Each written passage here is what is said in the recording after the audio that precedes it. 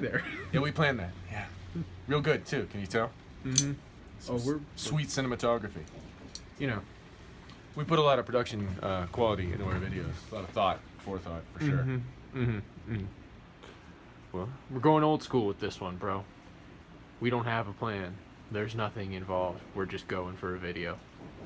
Oh, boy.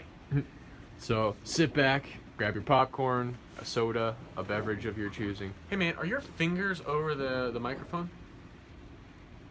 It might be. Is that better? Can we hear better now? Just shake your head, you guys, at the computer. We'll totally see it.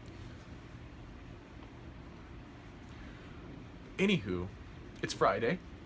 It's a rainy, blustery day here in Southern California. Kind of odd. The water is falling from the sky. In droves. I know in other places that there's ice that's falling from the sky, but whatever. No. No, I'm all set. Mm-hmm. So, with nothing in particular on the schedule for talking about, you might get a little bit of ramble. Been a bit since we've done some rambling. I think it's been about a year since we've done some real rambling. Probably for the best. Yeah. Although people do tell me that they enjoy that. I'm not sure why. Why, people? All right, so the easiest place to start any video is what's going on right now. Right now. What's happening right now? We are wrapping up the Master Blasters. Do I have one? Oh, of course I do. On my desk. Right there. I have one on my desk. My personal carry. Ooh. I love her. That was adorable. Thank you. Yeah, that was special. So we're wrapping up Master Blasters. And we're about to transition into probably about 5 days away from really getting deep into spinners. Spinners. Collaboration with Gavco. Mike Gavick is a fairly long-time friend of mine. This will be collaboration number 3 for us. Did you just drop the water? It's okay. It's sealed. Oh. Hi. We're okay. We're okay. Technical difficulties? It's a true Ferrum Forge video. Oh, we're cooking now, aren't we? Yeah, we are. Get ready, boys and girls. So Mike and I, we kind of came out together on the mean streets of YouTube back in the early 2000s. Back in the early 2000 teens, you mean? Is that what are those the teens? Do we call them teens? What do we call I them? don't know. Well, I guess if we're in... Alright, move on. Moving right along. Moving right along.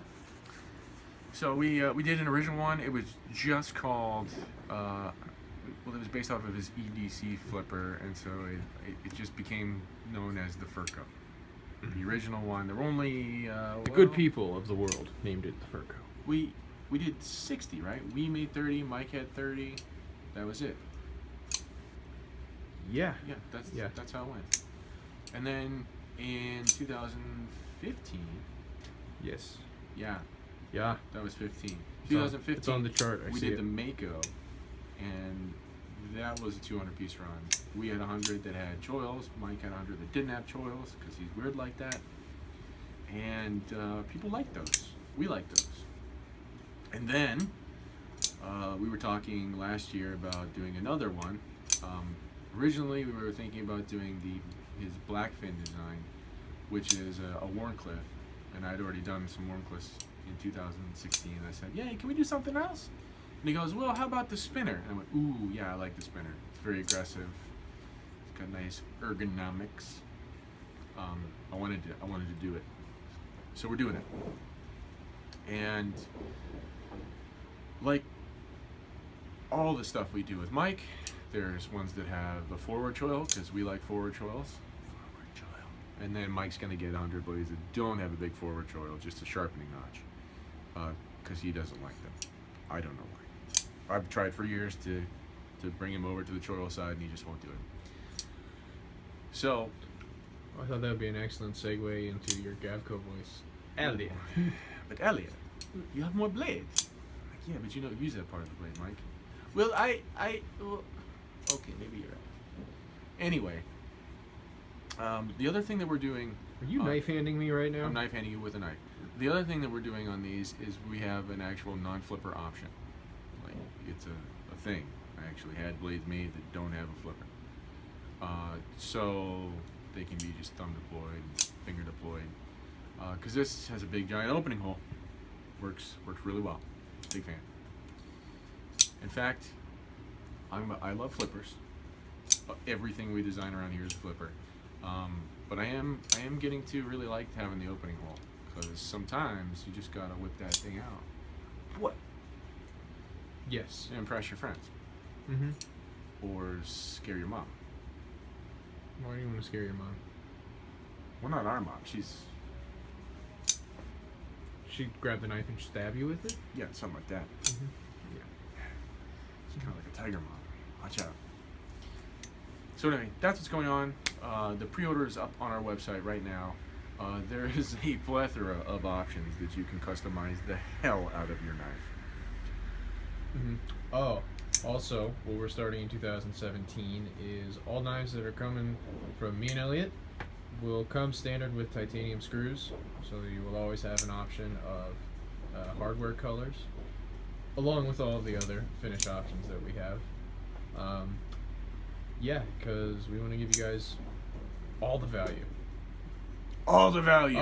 All the value. So you may be looking at this knife as I'm holding it and twisting it around and going, wow, there's a whole lot of different weird colors on that knife, Elliot. That's because this is like the prototype of prototypes. So the way that we do pretty much all prototyping and vetting of designs before they ever go into a 200-piece run is I make a handmade version. And I check and see if my notions of what we're going to do machine-wise are actually going to work, if the whole design works, if it feels good in the hand. I'll usually carry them around a little bit and put them through some paces. And then I will do render work for their aesthetics and fix anything that I didn't like. And then they will get prototyped by our machine shop. And so I'll have as rendered parts from our machine shop. And so this is an amalgamation of a bunch of different prototyping components. The blade is the handmade blade, the only one in existence. And then the handle scales are from our machine shop with all the machining stuff that should be in there. We do this for 2 reasons now.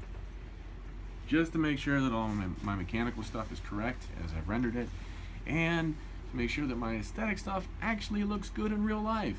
Because sometimes it looks really cool in CAD, and then you put it in real life and it's just like, meh. And then there's some times where you have the image of what it's going to look like in real life, and it looks a little Bosa-y in CAD, and then in real life, it does look great. Did you say Bosa-y?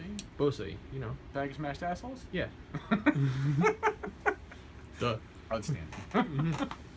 Like, this particular, the facets phase scale, when Elliot first showed me the CAD render of it, I was like, ooh, I don't know about that one. And he's like, just give it a chance when we get some prototypes made up. And he was right. Just give it a chance, man. Gotcha. Here, that's for one of my you. personal goals throughout videos is to make Christopher laugh, especially when he's behind the camera. It's tough, you know. He does spend every day with me. Mm-hmm. It's frightening. Yeah, tell me about it. I mean, love you, bro. Don't give me that look. You're not gonna stab me. It's true. Okay. Moving right along. Oh yeah. Oh, it's coming slightly horizontal. Oh, goody gumdrops. Yeah. Mmm. Excellent. All right, let's. You want to make a walk through the shop a little bit and point and talk? Maybe turn the tumblers off so we can hear ourselves. What? Yeah. That's asinine. Oh, you know what? You're an We asinine. can stay in here for a second. Oh, more thoughts. More thoughts. Are you feeling contemplative today? I am a little. I'm feeling contemplative. Uncharacteristically. Sorry. I don't know what the dog thinks. I do. I think a lot, actually. Unfortunately. Bubber baby, bubber bumper.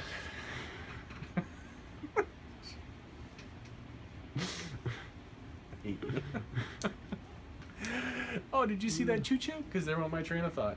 Toot toot. Right out the door. Sweet. Hey, Rich and compelling. that's what I'm here for.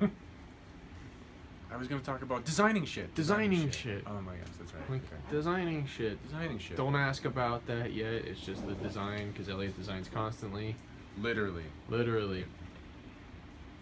Oh, I had an idea. Oh, I have an idea. Ooh, I got an idea. I'll be right back. Yep. It happens. 3 hours later. Mm-hmm. Where did you go? I got lost in a blade ship. In a blade We're shape. going on an opening hole. Mm-hmm.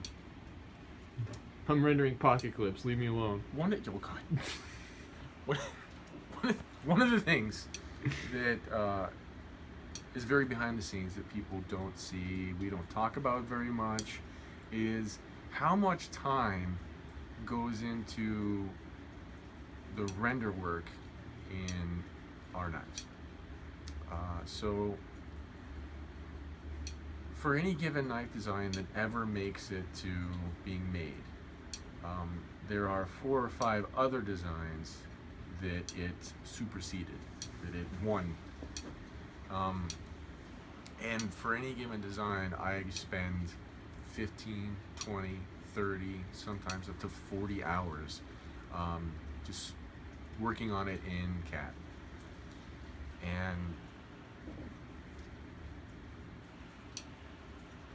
it's hard to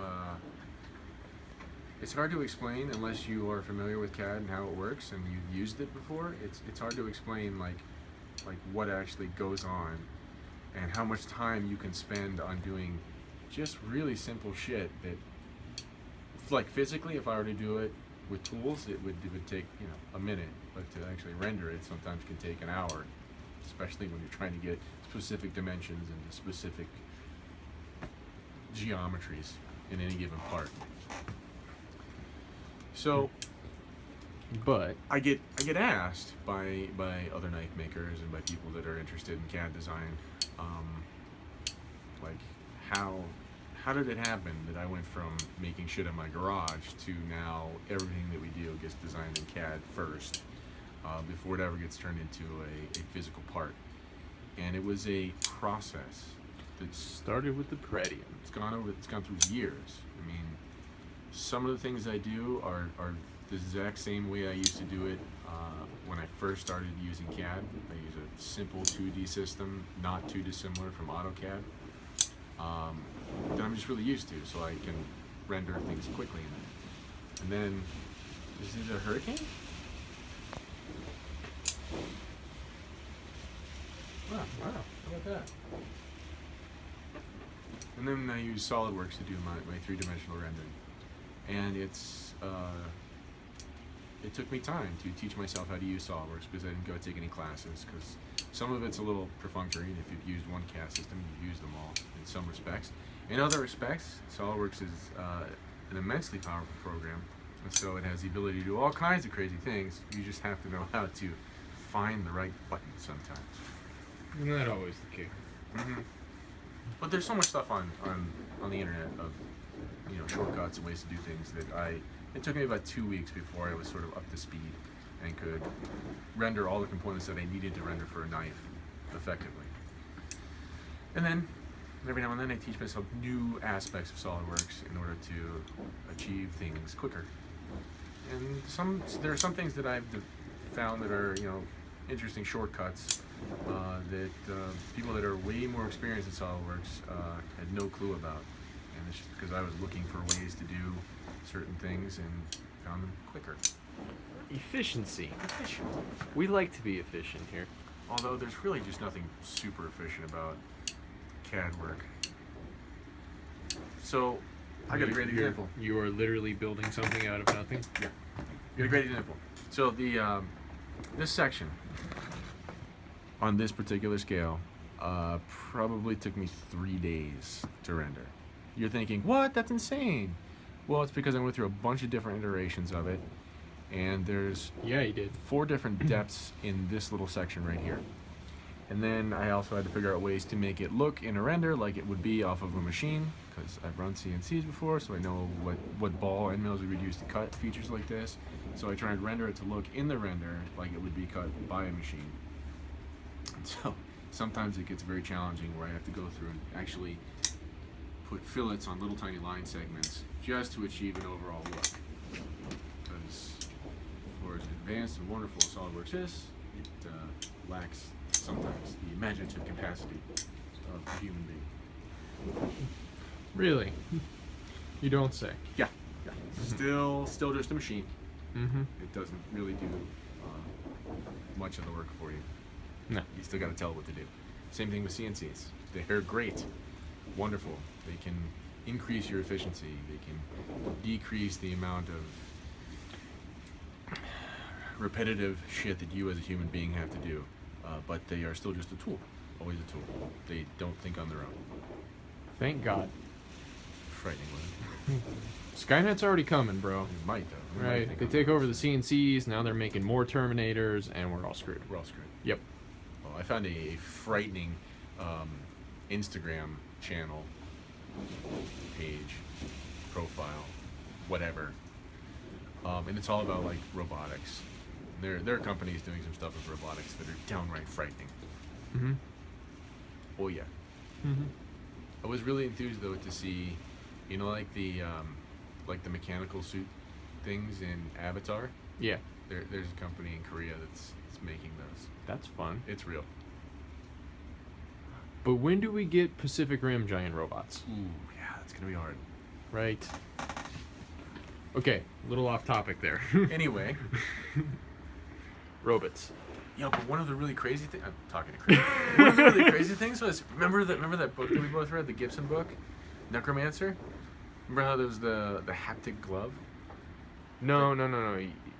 You're thinking of Ready Player One. Oh, Ready Player One. Not okay. Neuromancer. We're getting a little geeky here. Uh-huh. Okay, so in Ready Player One, remember how they were talking about like the haptic gloves and stuff like that? That's actually a thing now. Yeah. There are haptic gloves. Actually, haptic gloves have been around for a while. It's just getting them to work properly and into a convenient package.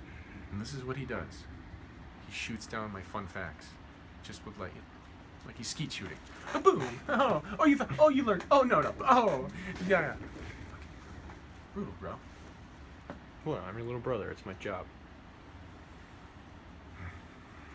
All right, sorry. Okay. Woohoo!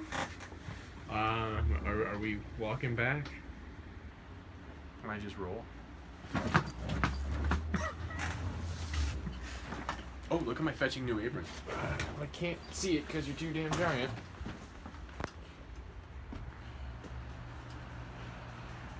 Wow. Thank you. That is a fetching apron. Thank you, Tony, for the aprons. Thank you. Shout out to the Crazy Diamond. Now I can stop burning holes in my clothes because my old apron, it's getting a little starting to look a little Swiss cheesy. That's adorable. All right, let's turn the tumblers off.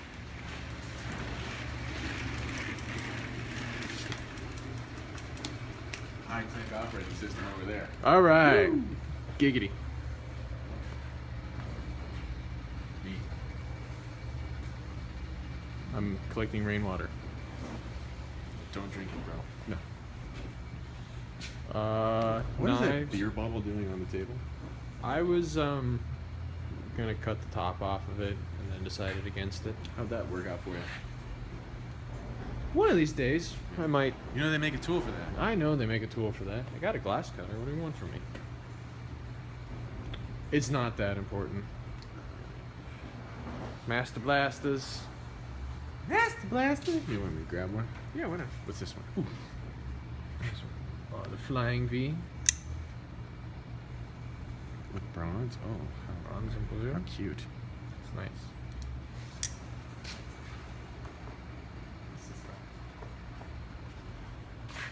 This one? A little slab action. Classy.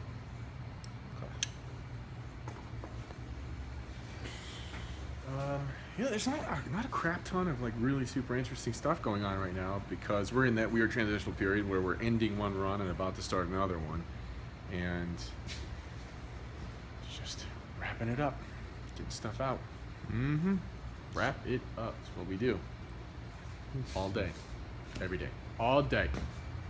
every day. Yeah. Tumblers. My mad scientist corner. Just playing with chemicals and electricity is fun. We enjoy that here at Ferrum Forge, don't we? Yes. Sometimes fire. Yeah. Sometimes heated chemicals. Mm-hmm. There's nothing like a pot of boiling caustic chemicals sitting in your shop. True. Mm-hmm. Oh, that's what we talk about. So in the future, there'll be a couple pieces on the Gabco, but not a full set like I'd like to do. So in the future, Damascus steel blades will be an option. The guys from Damascus Steel, and they're in Sweden, they do a world sales tour, and they stop by. Stop getting closer to me. They stopped by, and we had a good chat with them. And I've already liked Damascus Steel. I appreciate it from a metallurgical point of view, but it was never stocked in thicknesses that we use, and so they were like, "Yeah, we just make it for you, man." I'm like, "Oh, okay." So we've been having some fun, and I cut a test piece for Christopher and had him go buck wild on it. We put pictures of it on Instagram. You keep trying to buy it from me. I'm like, it's a test piece, guys. It's just a test piece. How's that coming through? Lovely. Can we see your brilliant work there? Mm-hmm.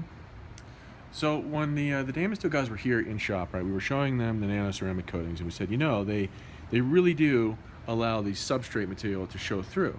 So there's a high level of likelihood that we can coat Damascus and really have still reasonable contrast within the Damascus itself plus color in a safe, non-threatening to its temper kind of way.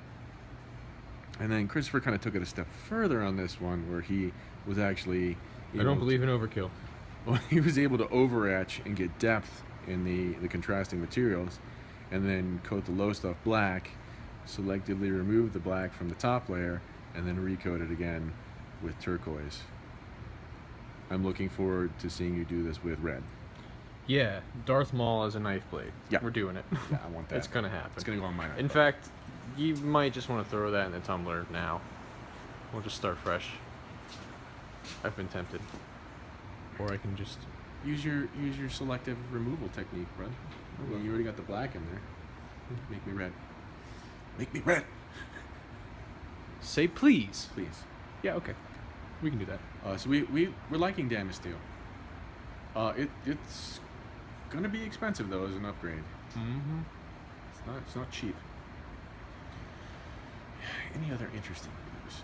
Oh, I went to SHOT Show on Tuesday, just for Tuesday. We had some meetings. Didn't even get to go on the show. Didn't have time. But boy, is there a lot of people at that show. While I was there, I ran into Jason Browse. Yes. Did you just whisper TKI? Yeah, don't forget to talk about that. TKI. Why? Because we're not cool enough to get invited to TKI? No, apparently not. All right.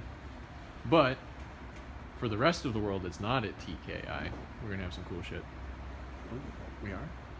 Yeah. Because TKI happens like today Oh, and tomorrow. well, you sold the cool knife already, so. Sorry. All right, never mind. Happens. Never mind. Anyway, shots are wow, that was huge. And ran into Jason Browse.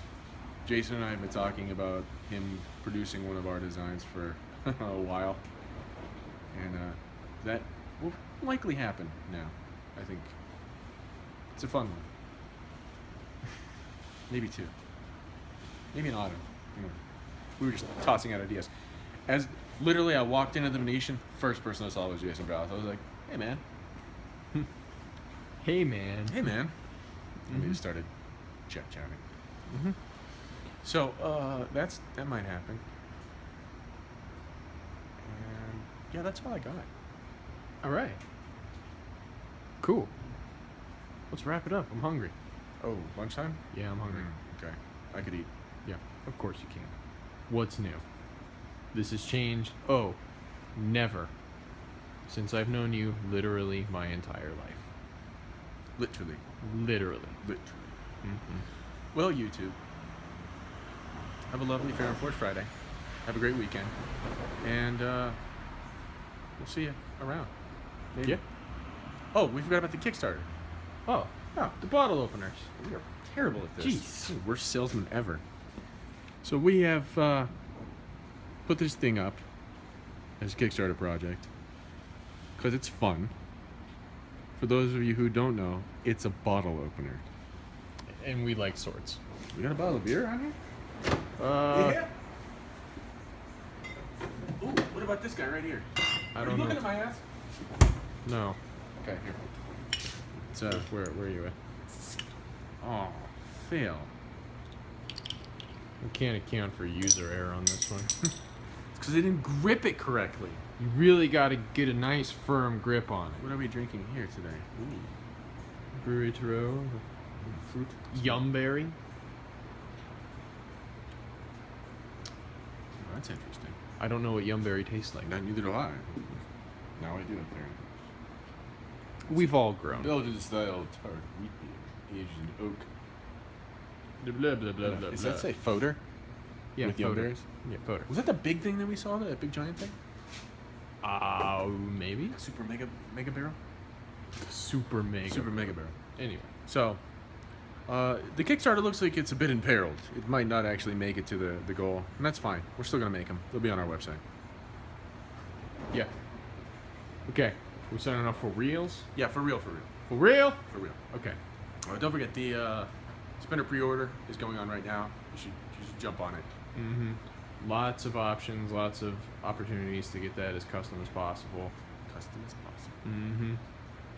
Get a whole lot of knife for the price. True that. True that. All right, YouTube. Bye now.